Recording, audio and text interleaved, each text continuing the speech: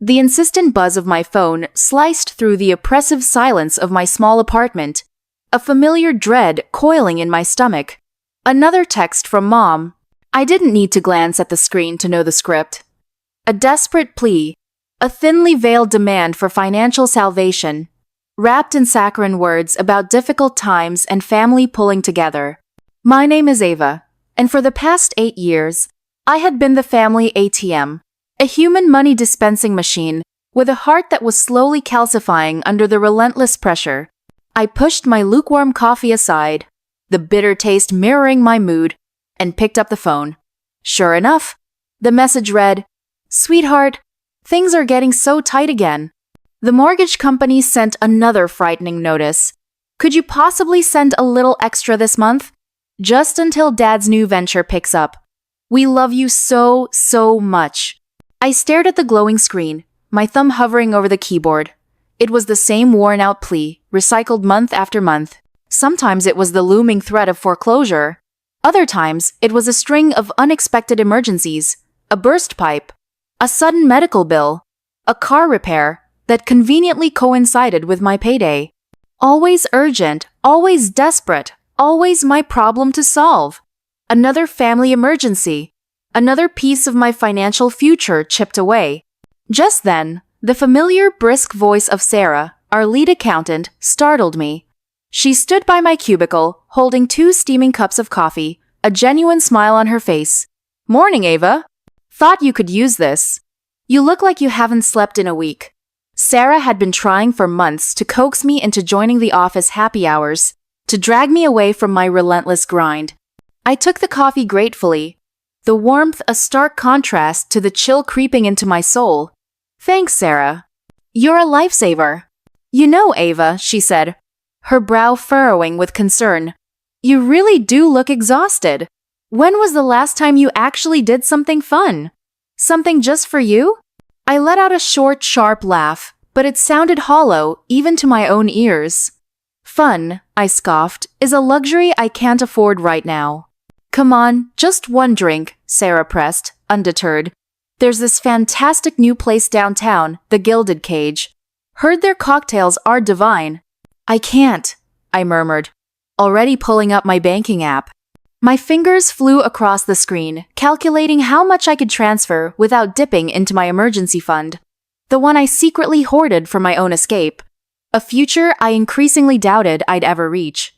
"I have responsibilities, Sarah." Her face softened, pity entering her eyes. "Your family's incredibly lucky to have someone like you, Ava." Lucky, right? The word tasted like ash in my mouth.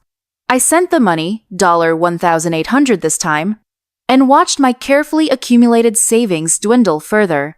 That same account, meant to fund my own dreams, my own life, my own future, was instead a relentless lifeline I threw to people who seemed utterly incapable of learning how to swim. The bitter irony wasn't lost on me. Here I was, 28 years old, living in a cramped studio apartment with furniture scavenged from thrift stores, eating instant noodles 3 nights a week to save a few dollars, while my younger sister, Chloe, plastered her Instagram with glossy photos from exclusive art gallery openings and vintage wine tastings. My phone buzzed again, yanking me from my self-pity. This time, it was Chloe herself. "OMG, Ava! Mom and Dad are planning the most amazing anniversary gala next month. Wish you could be here, but I know how insanely busy you are with work. Love you, sis." Attached was a photo that screamed extravagance. Towering floral arrangements, a catering menu with prices that made my eyes water, and what looked like a professional event planner's mood board. An anniversary gala? With what money? I scrolled through Chloe's recent posts, a cold anger beginning to prickle at my skin. There she was, sipping designer coffee at a chic cafe, showcasing new, obscenely expensive art supplies, posing against breathtaking mountain backdrops from a weekend getaway with her latest, equally affluent boyfriend, Julian. All of this, while I was supposedly keeping our family from losing their home, sacrificing every shred of my personal life for their supposed emergencies. "You're doing it again," Sarah's voice cut through my dark thoughts. I looked up to find her still watching me, her expression a mix of concern and exasperation. Doing what? I asked, my voice tight. That thing where you get this look on your face like someone just told you your dog died, she replied bluntly. I slammed my phone shut and shoved it into my desk drawer. I'm fine, I insisted, though my voice wavered slightly. No, you're not, Sarah countered, stepping closer. And you know what? You don't have to be fine all the time. You don't have to carry everyone else's problems on your shoulders. Her words hit a nerve, vibrating deep in my chest. But I pushed the feeling down, a practiced habit acquired over years of emotional suppression. I should get back to work, I said, turning to my computer. Sarah nodded, but she lingered. You know what you should do? She suggested, a glint in her eye. Surprise them. Show up to this anniversary gala. Let them celebrate you for once instead of just taking from you. After she left, I sat staring at my computer screen, the spreadsheets and reports blurring into an unreadable mess. Sarah's words echoed in my head, insidious and compelling. When was the last time my family had celebrated me? When had I last felt appreciated, genuinely valued instead of just useful?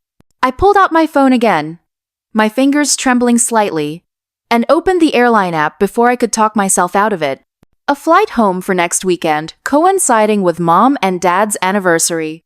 It would cost me a significant chunk of my already depleted savings, but maybe, just maybe, it was time.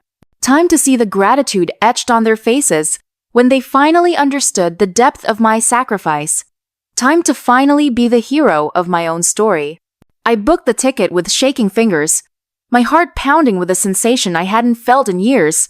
Anticipation. Hope. I was going to surprise them. I was going to walk through that lavish door and finally get the recognition I deserved. I had no idea I was walking into the biggest, most soul-crushing surprise of my life. The ride to my parents' sprawling suburban house felt strangely short. The Uber driver pulled into the long, winding driveway, and my stomach plummeted, a cold, hard knot of dread. There, parked front and center, as if on display, was a brand new, cherry-red convertible, glistening under the afternoon sun, adorned with a massive white satin bow on its hood. Nice ride, the driver whistled, his eyes wide. Someone's definitely having a good day. I stared at the car, a sickening feeling unfurling in my gut. It had to cost at least $60,000. Maybe more.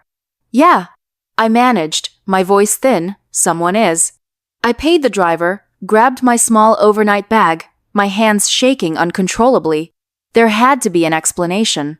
A rental for the gala? Did it belong to one of Dad's notoriously wealthy business clients? The front door swung open before I could even knock. Ava! Mom appeared, her smile looking strangely forced, her eyes darting nervously back into the house. What are you doing here?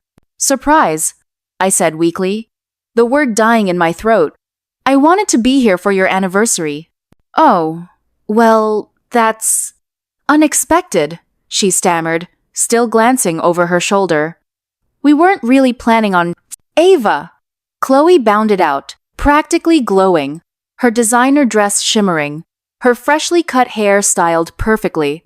She looked amazing, adorned with glittering jewelry I'd never seen before. You're just in time. Come see my graduation present. She grabbed my arm, her grip surprisingly strong, and dragged me toward the scarlet convertible. Graduation present? I repeated, my voice barely a whisper. Isn't she gorgeous? Chloe gushed, stroking the car's gleaming hood. Dad said I deserved something special for finishing my art degree. And Julian loves it. We took it up the coast last weekend. It was divine. I walked around the car as if in a trance, my mind struggling to process what my eyes were seeing. The leather seats were pristine, the paint job flawless. The price tag for this vehicle was likely more than I earned in 6 months. How did you guys afford this? I asked, the words feeling foreign on my tongue.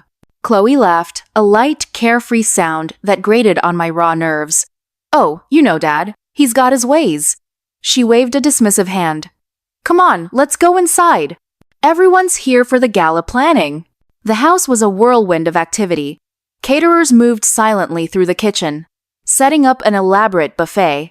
A florist artfully arranged breathtaking centerpieces in the dining room, each bloom looking impossibly expensive.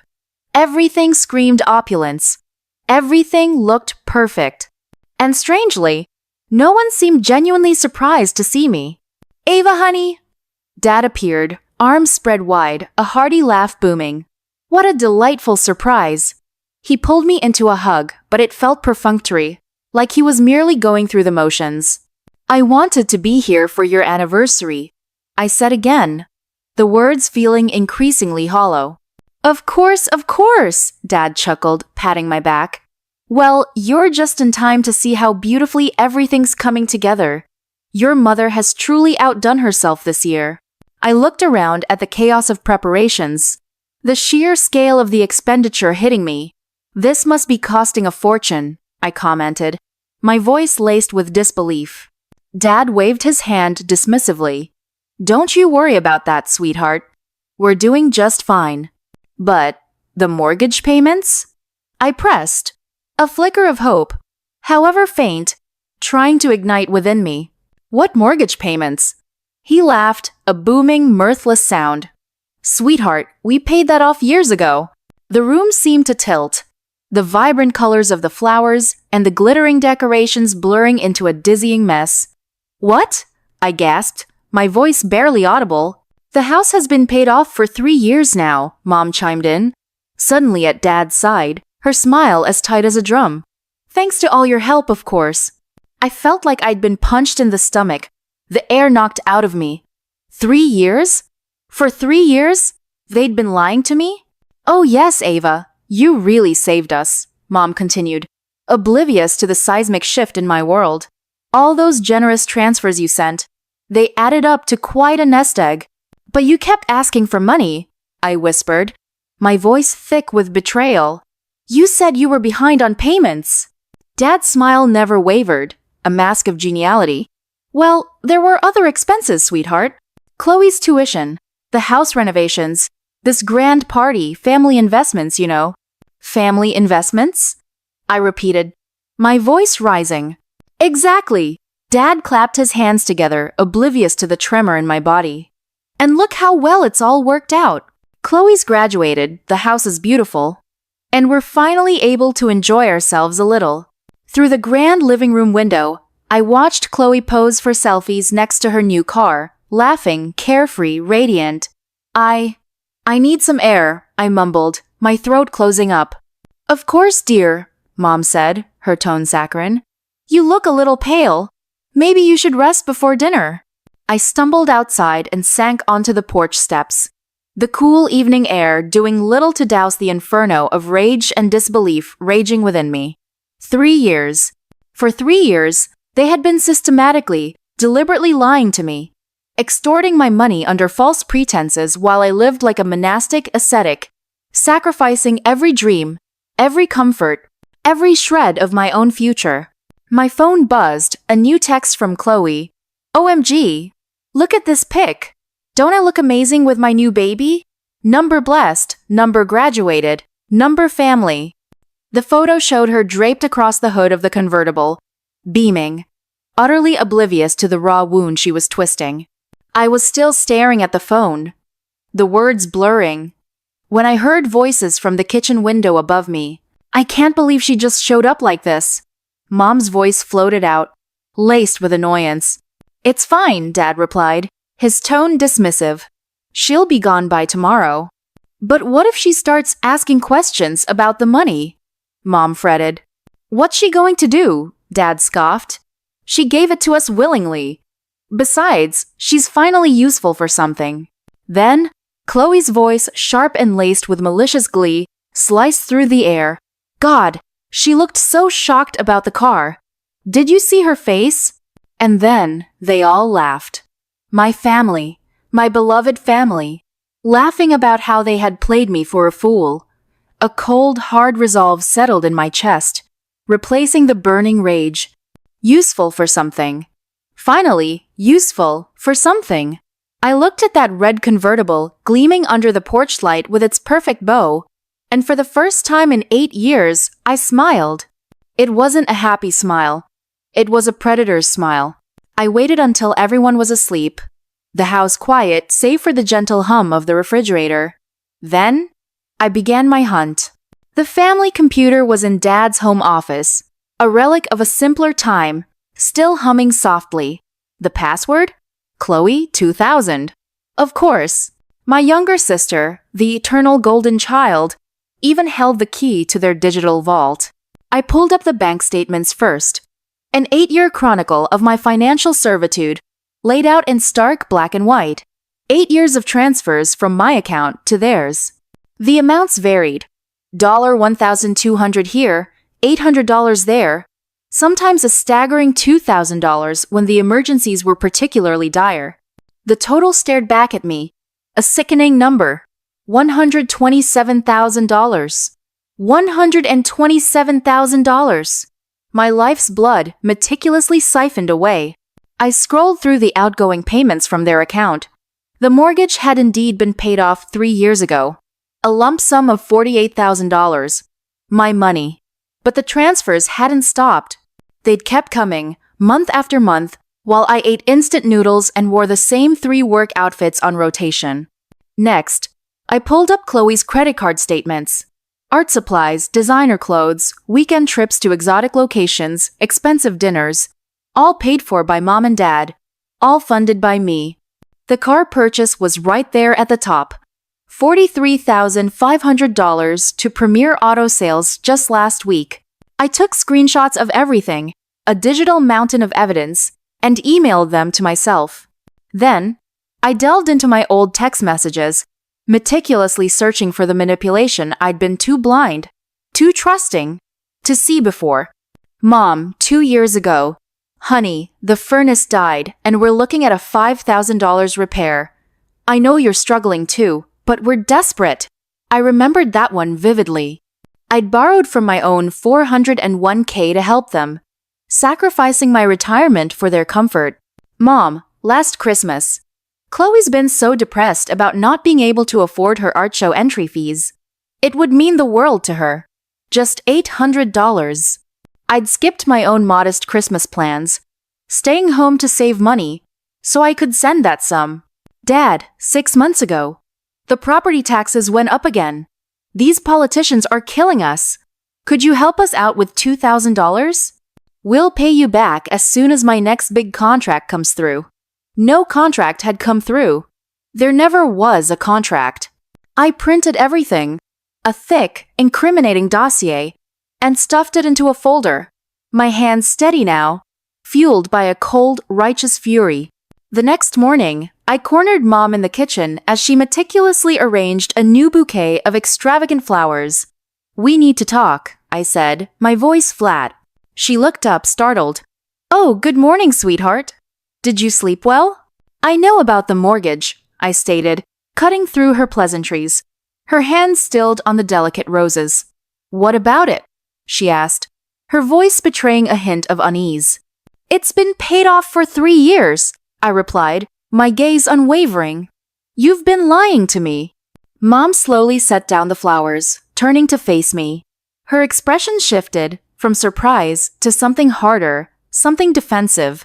Lying is a strong word, Ava. What would you call it? I challenged. We never lied about needing help, she insisted, her chin rising. There are always expenses, like Chloe's car? I countered, a bitter edge to my voice. Chloe deserved that car.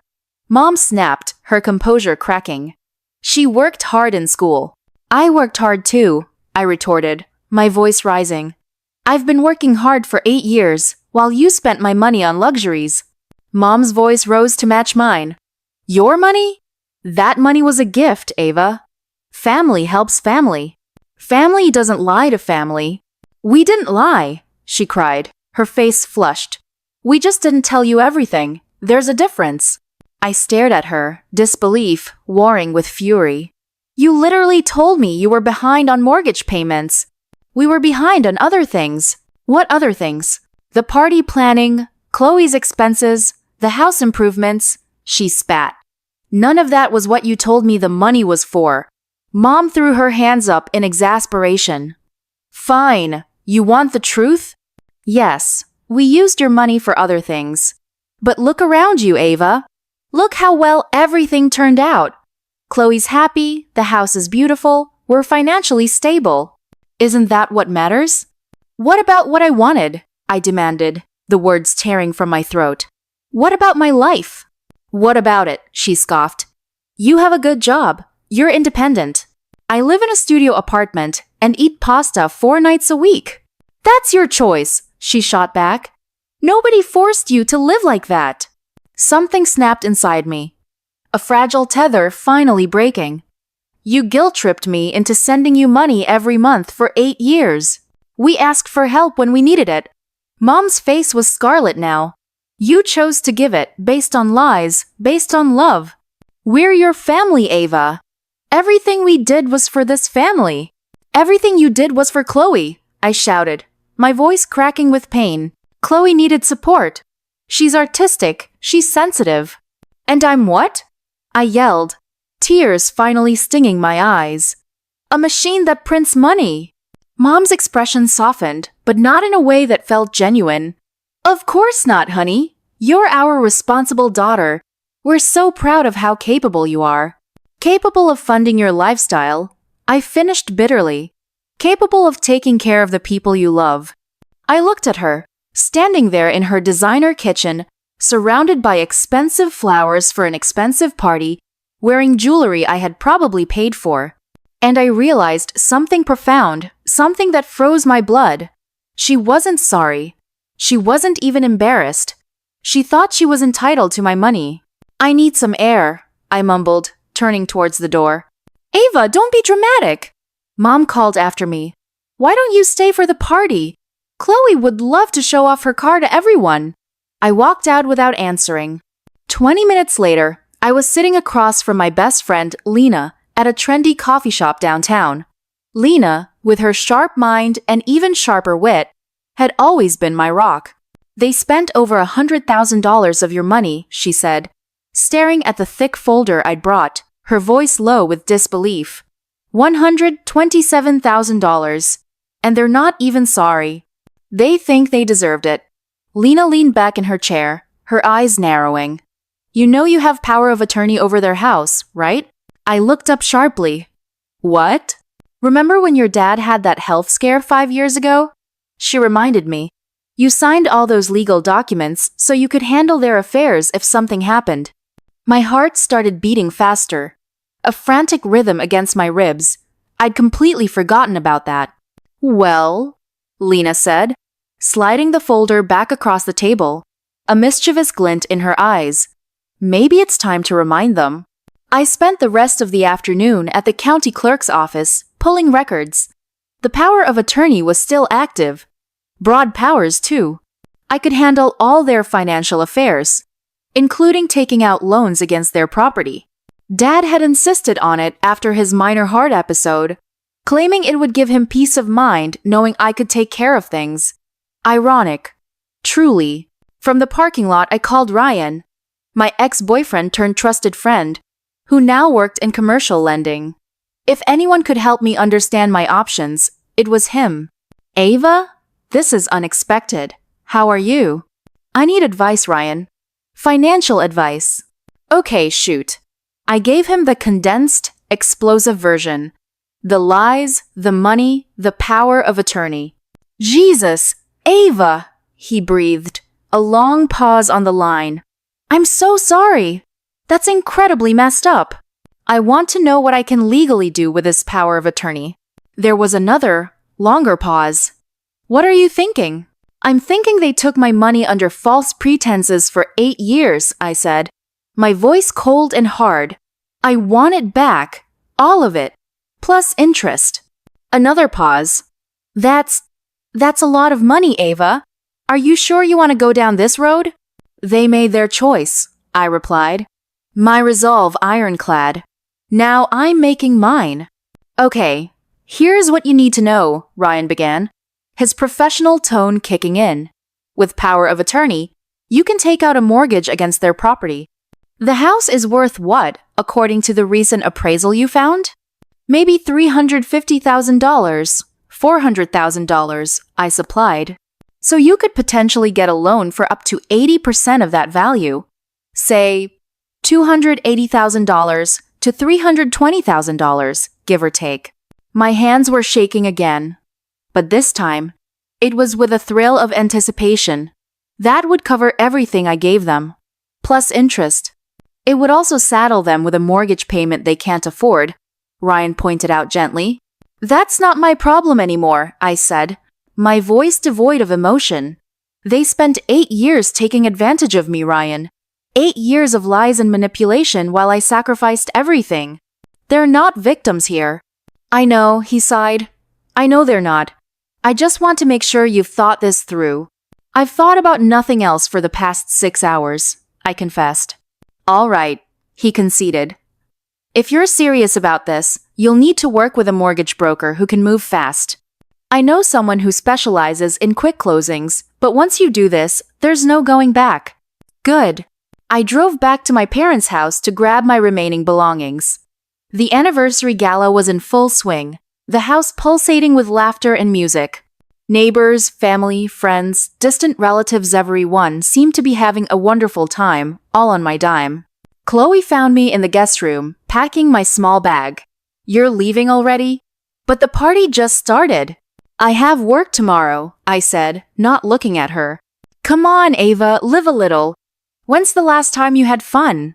I looked at her then, standing there in a dress that probably cost more than my monthly rent, and something inside me snapped completely. When's the last time I had fun? I repeated, my voice dangerously soft. Maybe it was before I started funding your lifestyle. Her smile faltered, replaced by a flicker of confusion. What's that supposed to mean? It means I know where my money went, Chloe. All of it. Your money? She scoffed, regaining her composure. God, you're so dramatic. Mom and Dad asked for help. You gave it. That's what families do. Families don't lie to each other. Nobody lied to you, she insisted, a slight tremor in her voice. The mortgage was paid off 3 years ago. So what? There were other expenses. Like your car? I deserved that car, she flared, her eyes narrowing. I worked my ass off in school. And I worked my ass off for 8 years to pay for it. Chloe's expression hardened, malice entering her gaze. You know what your problem is, Ava? You're jealous. You're jealous that I'm happy and you're miserable. I'm miserable because I've been supporting a family of leeches. Leeches? Her voice rose, echoing through the thin walls. We're your family. Family doesn't steal from each other. We didn't steal anything. You gave us that money willingly, based on lies. Based on need, she shrieked. And you know what? Even if we didn't need it, so what? You make good money. You don't have kids. You don't have a social life. What else were you going to spend it on? I stared at her, speechless. Are you serious right now? Dead serious. She shot back, stepping closer, her face contorted in a sneer. You act like we forced you to send money, but nobody put a gun to your head. You sent it because it made you feel important. It made you feel needed. That's not— It is, though, she interrupted, her voice dripping with contempt. You love being the martyr, Ava. You love being the responsible one, the one who saves everyone. It's the only thing that makes your boring life feel meaningful. I zipped up my bag, my jaw clenched, and headed for the door. Where are you going? Chloe demanded. To live my boring life, I said, not looking back. Fine, go, she yelled after me. But don't expect us to feel guilty about accepting help from someone who was desperate to give it. I walked past the party, past the raucous laughter, past my parents, who barely looked up from their mingling as I left. In the Uber to the airport, I called Ryan back. I want to do it, Ryan. Set up the meeting. When? Tomorrow, I said, my voice firm. I want this done before I lose my nerve. Okay, he said, sounding impressed. I'll make some calls. I hung up and stared out the window at the city lights blurring past. Chloe was wrong about one thing. This wasn't about feeling important or needed. This was about justice. And I was going to get every penny back. The mortgage broker's office smelled like stale coffee and desperation.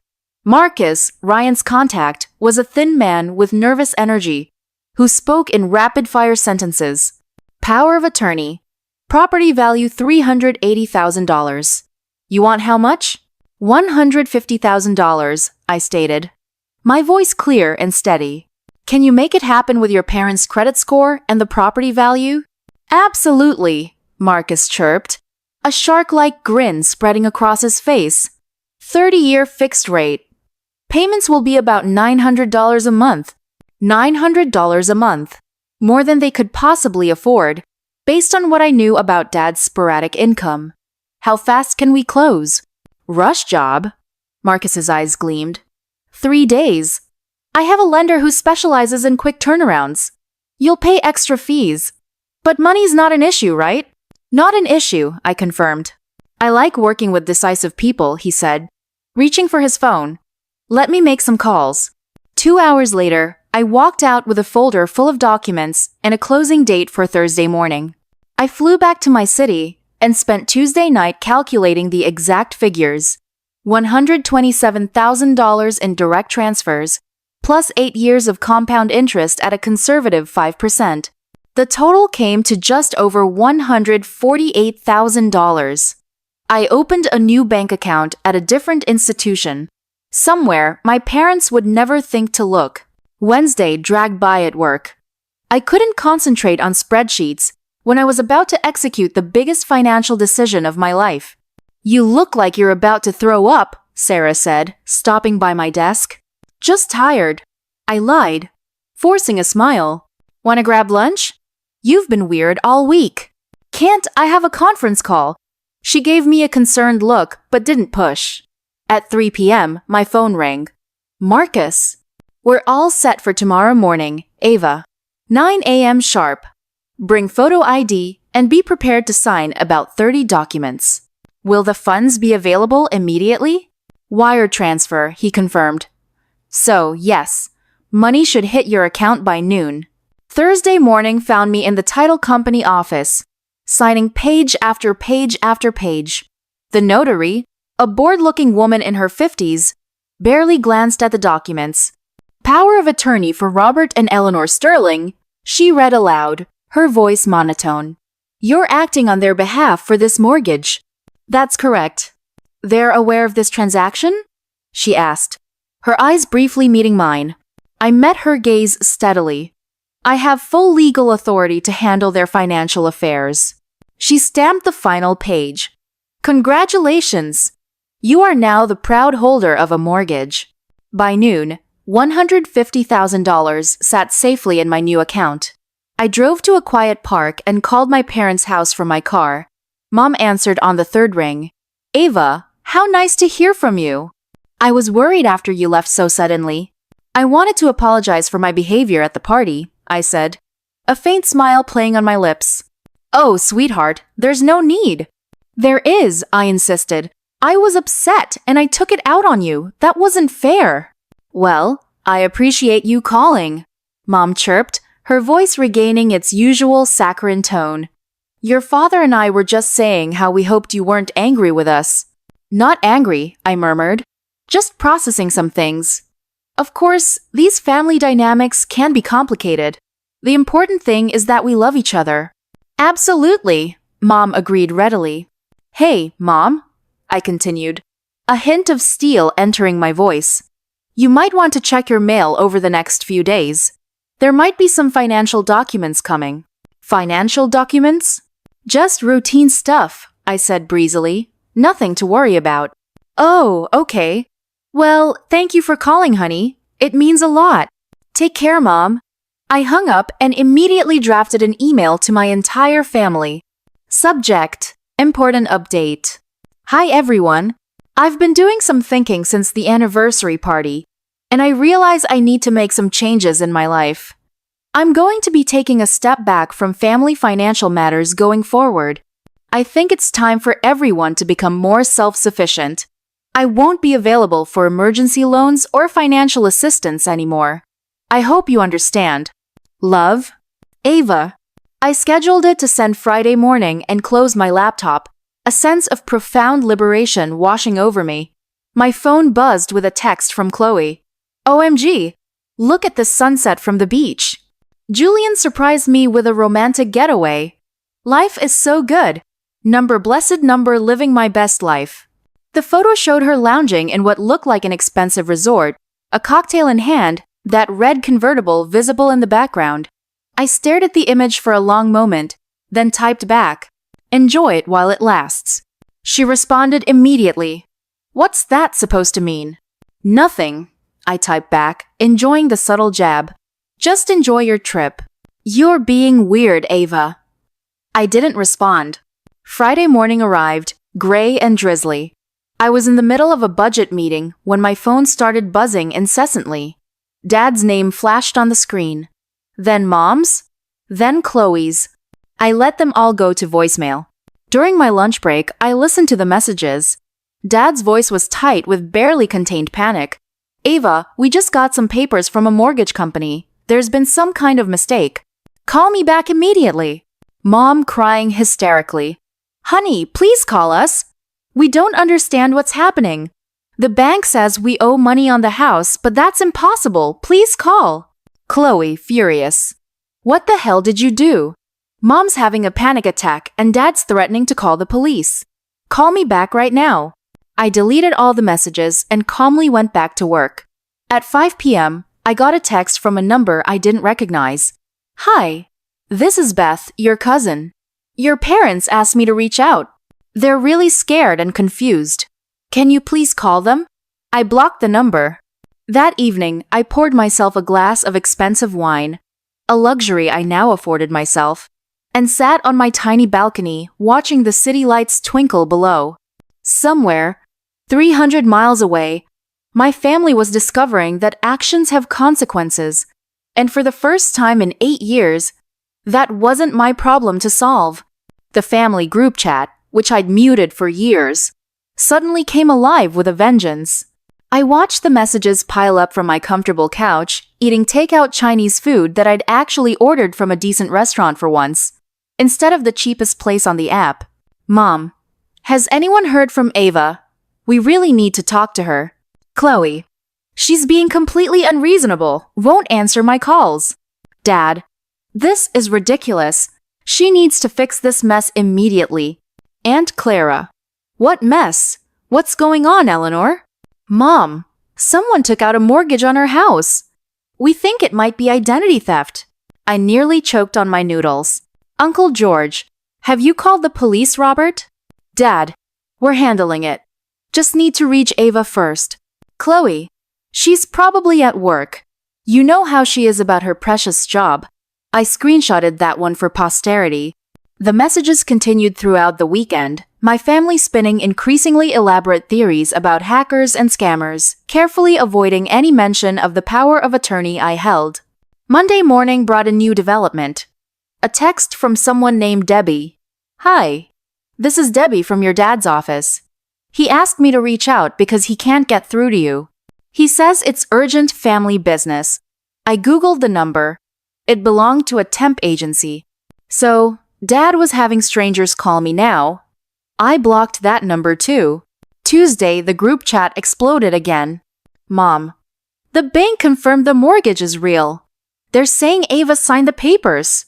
Aunt Clara, "Ava took out a mortgage on your house. Why would she do that?" Long pause. Then Dad, "There's been a misunderstanding. We are working it out privately."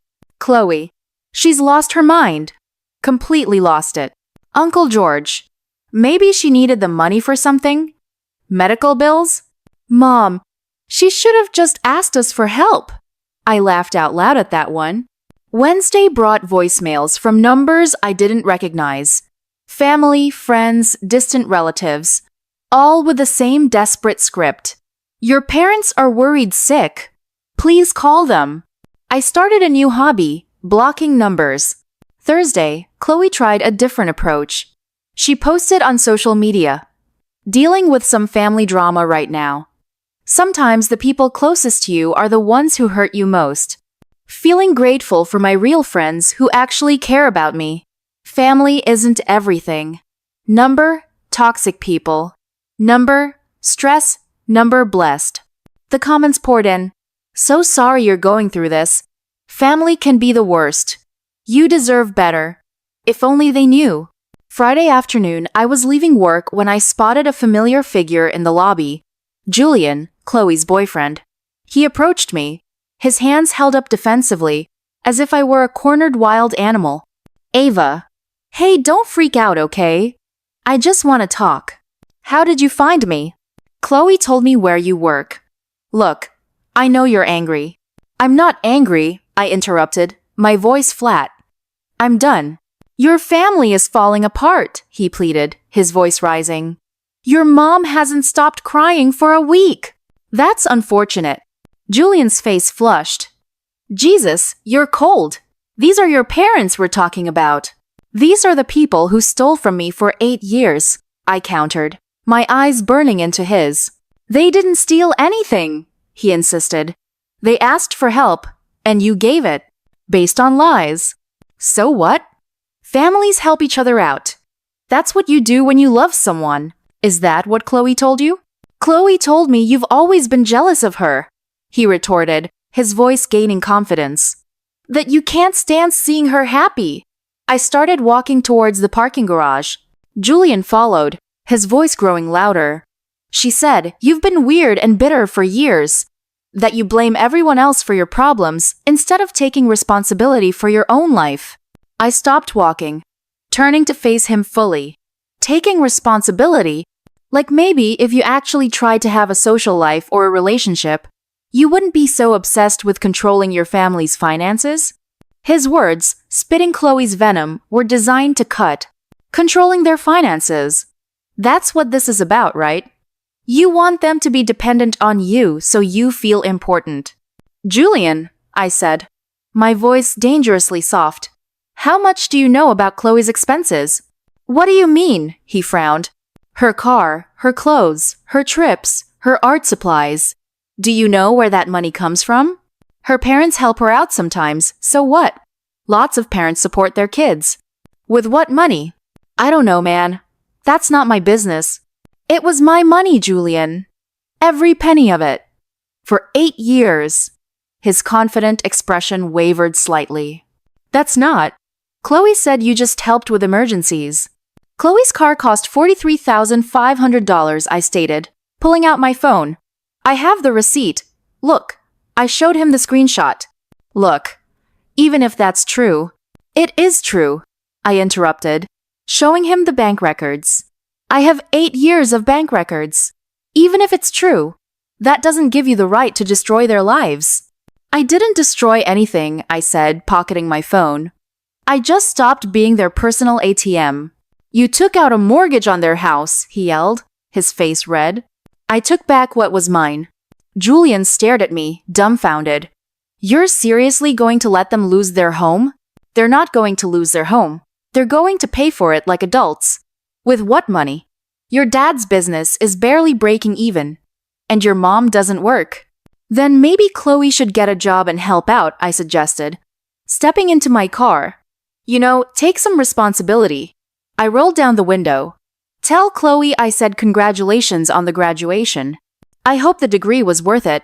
I drove away, leaving Julian standing alone in the parking garage, his face a picture of bewildered fury. That night, the group chat went silent, but I knew it was just the calm before the storm. The email arrived Monday morning at 6:47 a.m. Subject: We need to talk. Ava, Dad's email began, his usual bluster replaced by a chilling legalistic tone. We know what you did. We've spoken to lawyers and the bank. You used your power of attorney to steal from us.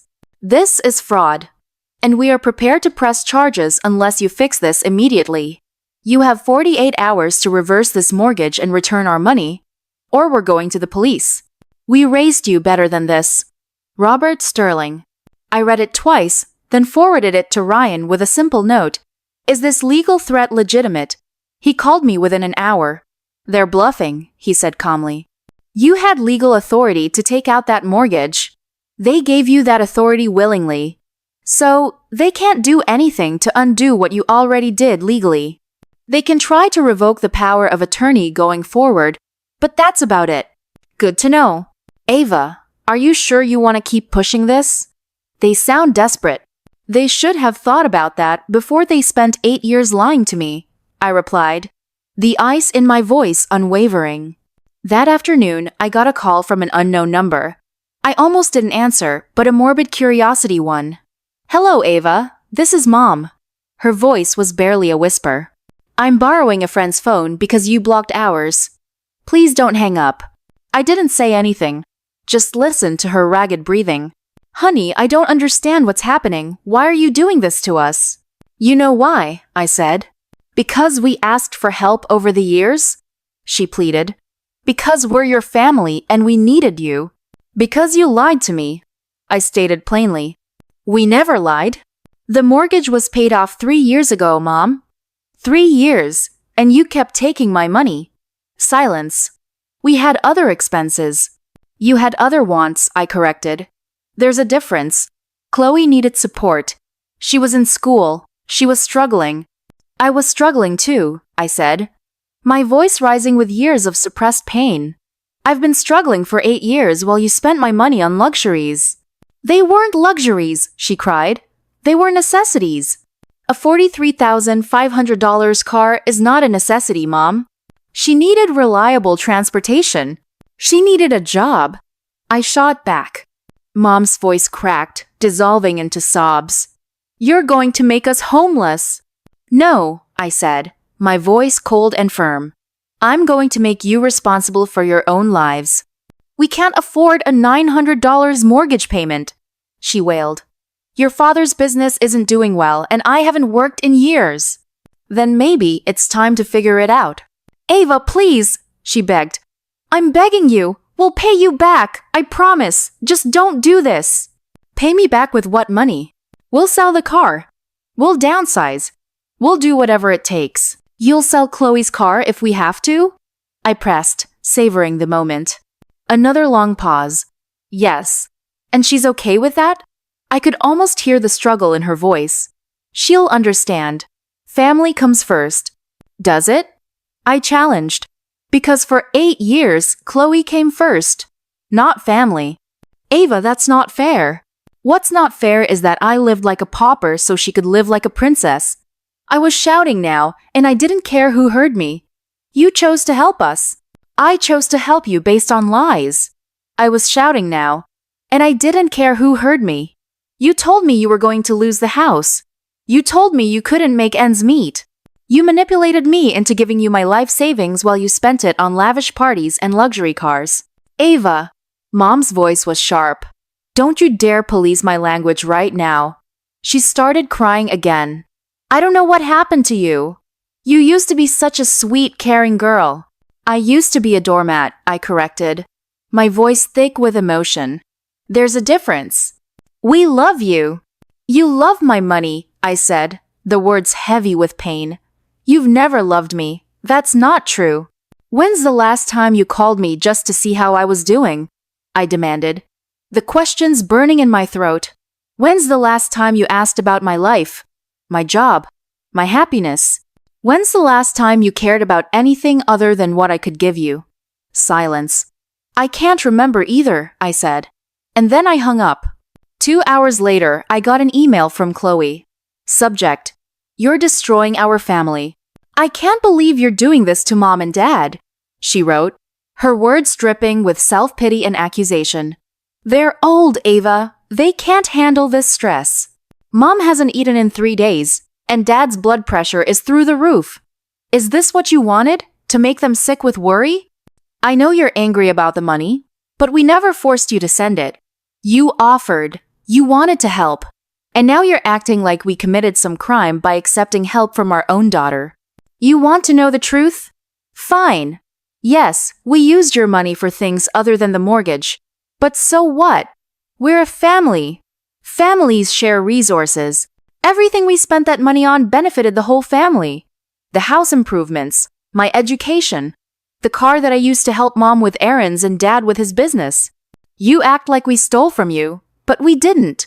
We invested your money in our family's future, in my future. And I'm grateful for that, even if you're not. But this mortgage thing? This is cruel. This is vindictive. This is you trying to punish us for not being grateful enough for your martyrdom. Well, congratulations, Ava. You've successfully destroyed the people who love you most. I hope it was worth it. Don't bother coming to Christmas. You're not welcome here anymore, Chloe. I read the email 3 times, a chilling calm settling over me. Then, I started typing my response. Subject: You're destroying our family. Chloe, you're right about one thing. I did want to help my family. I spent 8 years sacrificing my own happiness, my own future, my own life to help people I loved. But here's what you don't understand. Love isn't transactional. Family isn't a business arrangement where one person gives and everyone else takes. You say I'm destroying our family. Our family was destroyed the moment you all decided I was worth more as a bank account than as a person. You want to know what's cruel and vindictive? Lying to someone for 8 years. Taking their money under false pretenses. Laughing about how they're finally useful for something. I heard you, by the way. All of you, laughing about me on the porch that night. So, no, I won't be coming to Christmas. Not this year, not next year, not ever. You taught me that family is transactional. Well, congratulations. The transaction is over. Ava. I hit send and immediately blocked all their email addresses. Then, I called Lena. It's done, I said when she answered. How do you feel? I looked around my small apartment, really looked at it. The secondhand furniture, the empty refrigerator, the stack of bills on my counter. Free, I said. For the first time in 8 years, I feel free. The moving truck pulled away from my new apartment building on a crisp October morning. 2 bedrooms, hardwood floors, a kitchen island I dreamed about for years. I could afford it now. I was a senior financial analyst at a rising tech firm, my career finally taking off without the constant drain of family emergencies. This place is gorgeous, Lena exclaimed, helping me unpack boxes in the living room. Look at this view. Through the floor-to-ceiling windows, the city sprawled out below us. A glittering tapestry of lights and possibilities. My city now. A fresh start. 3 states away from the mess I'd left behind. I still can't believe you actually did it, she said, pulling books from a box. Most people just fantasize about getting revenge on their families. Most people don't have families like mine. My phone buzzed on the counter. A text from Sarah, my old coworker. Saw the house listing online. Your parents' place sold fast. Everything okay? I'd been getting updates through mutual connections for weeks now. The house had gone on the market in August, sold in September. My parents were renting a small, dreary apartment across town. Chloe had moved in with Julian. Their once grand lifestyle significantly curtailed. The red convertible was gone. You're smiling, Lena observed. Am I? It felt foreign. It's kind of terrifying, actually. I started arranging books on my new built-in shelves. Real books, not library copies. Another luxury I could finally afford. The doorbell rang. I wasn't expecting anyone. Through the peephole, I saw a delivery driver holding an envelope. Ava Sterling? That's me. Certified mail. I signed for it, recognizing the return address immediately. My parents' lawyer. Lena watched me open it. What is it? They're suing me, I said, scanning the legal document. For emotional distress, financial abuse, breach of fiduciary duty. Can they do that? They can try. I called Ryan. I was wondering when this would happen, he said after I read him the complaint. Don't worry about it. You acted within your legal rights. They gave you power of attorney. You used it. End of story. So, this is just harassment? Pretty much, he confirmed. They're hoping you'll settle out of guilt or fear. Don't? I won't. I forwarded the lawsuit to the sharp, no-nonsense lawyer I'd hired with my newfound financial freedom. Let him handle it. That evening, I was cooking dinner in my actual, spacious kitchen when my phone rang. Unknown number, but local area code. Hello, Ava. It's Beth, your cousin. I almost hung up, but curiosity won. How did you get this number? I have my ways. Look, I know you don't want to talk to your family right now, but I thought you should know. Your mom's in the hospital. My hand tightened on the phone. What happened? Panic attack. She's been having them since the house sold. She's okay, but she keeps asking for you. I'm sure she does. Ava, I know they hurt you, but she's your mother. My mother spent 8 years lying to me and stealing my money, I retorted. She made mistakes. She made choices, I corrected. Now she's living with the consequences. She's family. Family doesn't treat each other the way they treated me. Beth sighed. What do you want me to tell her? Tell her I hope she gets better, I said, my voice devoid of warmth. And tell her to stop having people call me. I hung up and blocked the number. The next morning brought another surprise. An email from an address I didn't recognize. ava.sterling24@gmail.com. My name misspelled, a petty annoyance. Ava, this is your sister. I'm using a new email because you blocked my old one. I need to talk to you, please. Chloe. I stared at the message for a long time, then typed back, number. Her response came immediately. I know you hate me. I know you think I'm spoiled and selfish. Maybe I am. But I never asked for any of this. You never asked them to stop either. I was young. I didn't understand. You're 24 years old, Chloe. You understood perfectly. I'm sorry, okay? I'm sorry we took your money. I'm sorry we lied. I'm sorry we made you feel like you didn't matter. You're sorry you got caught. I typed back instantly. No. I'm sorry I hurt you. I'm sorry I was so blind to what you were sacrificing for us. I started to type a response, then deleted it. Started again. Deleted again. Finally, I settled on. Your apology doesn't change anything. I know, but I had to try. I miss you, Ava. I miss my sister. Your sister was a bank account with feelings. She doesn't exist anymore. That's not true. It is true. The person who sent you money every month, who worried about your problems, who put your needs before her own, she's gone. I killed her. Ava. Don't contact me again, Chloe. I mean it. I blocked the new email address and closed my laptop. That afternoon, I did something I hadn't done in 8 years. I went shopping for myself. New clothes, new shoes, new everything. I bought abstract art for my walls, vibrant plants for my windowsills, expensive wine for my cabinet. I bought a life. At the checkout counter, the cashier smiled at me. Someone's having a good day. Someone's having a good life, I corrected. A genuine smile gracing my lips. Walking to my car, arms full of bags, I felt my phone buzz one last time. Another unknown number. Another message. This is your mother. I know you don't want to hear from me, but I need you to know something. We never meant to hurt you. We love you. We've always loved you. I know you don't believe that now, but it's true. I hope someday you can forgive us. I hope someday you can come home, Mom. I read it twice, then typed back. A profound sense of peace washing over me. I am home.